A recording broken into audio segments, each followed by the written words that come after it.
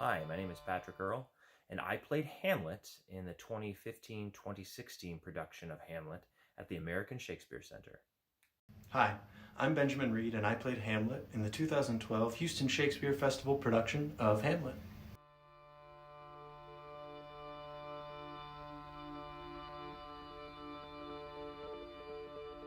We performed Hamlet at the Miller Outdoor Theater in the middle of Herman Park in Houston. It's a gorgeous space, and it's a huge space. There's a lawn with seating on the back and some stadium seating, and all told, I think it can hold upwards of 10,000 people. The stage in which we played on was the Blackfriars Playhouse. It is a recreation of Shakespeare's indoor playing space, the Blackfriars Playhouse, and it is made completely of wood, so the acoustics are very, very good. It lends itself to a very, very intimate relationship between the audience and the players. I remember the first night walking out and the audience was in dark, but I could feel their presence. And when the lights came up, I mean, seeing a sea of 5,000 people when you're about to perform one of the most famous roles in all of the Western canon, it was exciting and it was terrifying.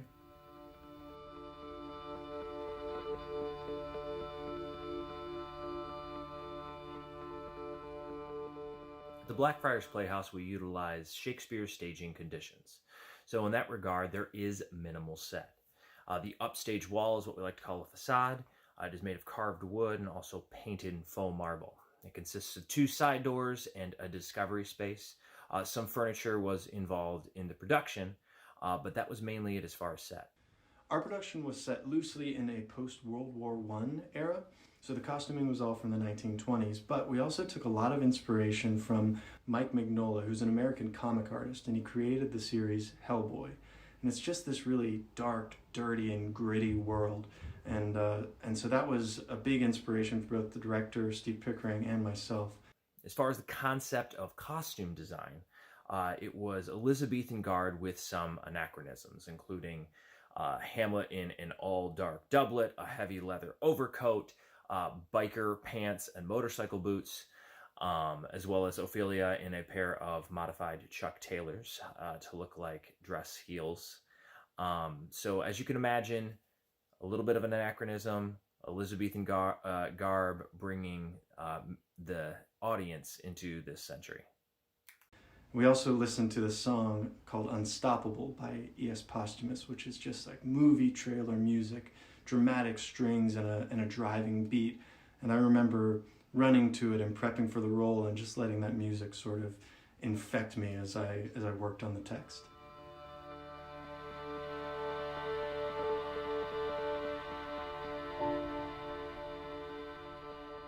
The way that we get into this speech of Hamlet's is from a line that Gertrude says to Hamlet, "What have I done that thou darest wag thy tongue in noise so rude against me?"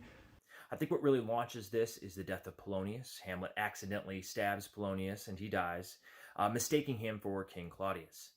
I think this really puts a timeline on the discussion. She's asking Hamlet, "Why are you treating me like this? What is it that I've done that makes you act like this?" And Hamlet's response is, I mean, the audacity. What have you done? You've married my uncle. You have maybe been a part of my father's murder. And so her inability to understand why Hamlet is acting the way he is forces Hamlet to make her confront it, to face it head on, and that's what happens in this speech. Hamlet has to make his mother realize the error of her ways in marrying King Claudius so shortly after the death of Hamlet's father.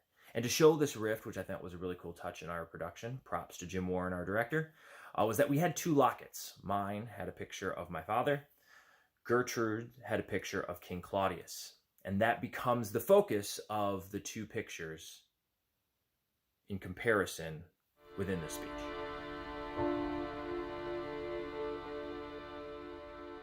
In our production, the end of this scene, Hamlet and Gertrude are reconciled in some way, at least. They're together again in a way that they hadn't been for the rest of the play. And I think that Hamlet needed that in order to move forward. It's not too far from the end of this scene where we get to From this time forth, my thoughts be bloody or be nothing worth. That resolution, that assuredness that Hamlet has from that point forward, which eventually leads to his action at the end of the play, he had to go through this with Gertrude to get to the next part.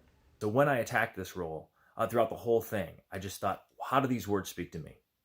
If I were put in this situation, how would I respond, right? I've seen a ghost, okay?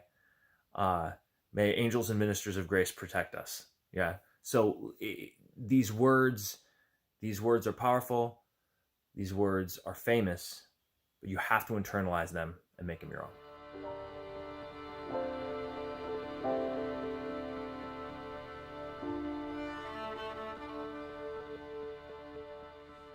Look here, upon this picture, and on this. The counterfeit presentment of two brothers. See what a grace was seated on this brow, in front of Jove himself. An eye like Mars to threaten and command, a combination and a form where every god did seem to set his seal to give the world assurance of a man. This was your husband. Look you now what follows. Here is your husband.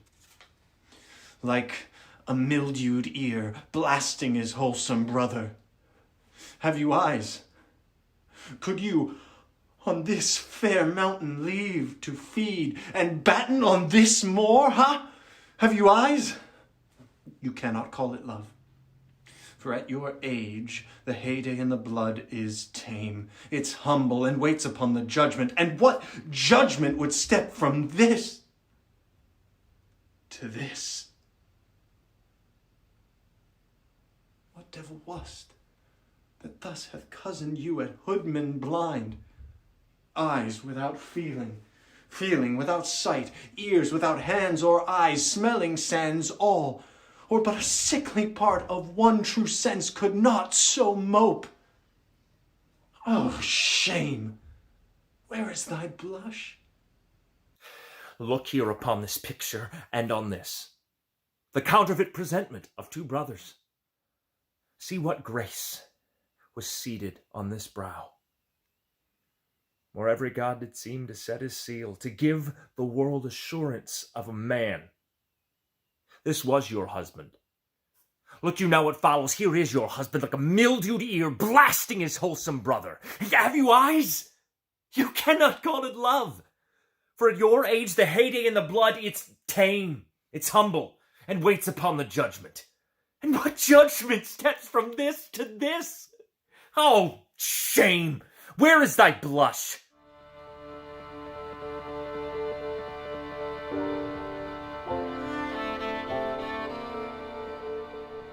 Patrick Earl, you handsome devil. I just want you all to know that I pay Benjamin to call me handsome in public to make myself feel better. I am 100% unsurprised that you nailed that speech. That was awesome. My first thought upon watching you was like, wow, how different must our productions have been. Not just in the size and scope, but I felt like a lot of the times we were just this juggernaut plowing forward. Our production was 2 hours and 45 minutes, including intermission. And and that's pretty fast for a normal Hamlet without cutting a ton, which we didn't. But I do remember, wow, we cut a lot of that speech.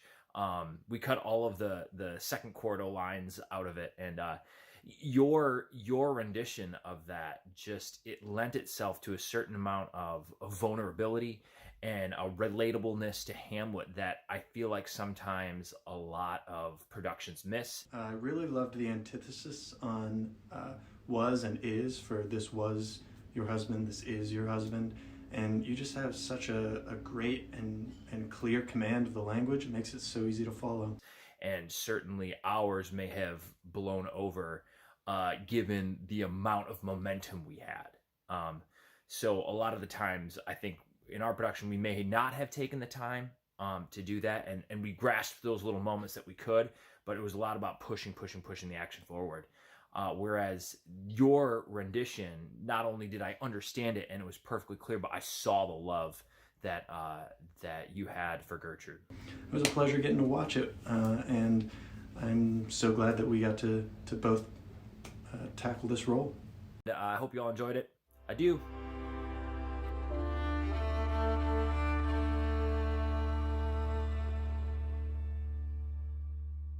Next!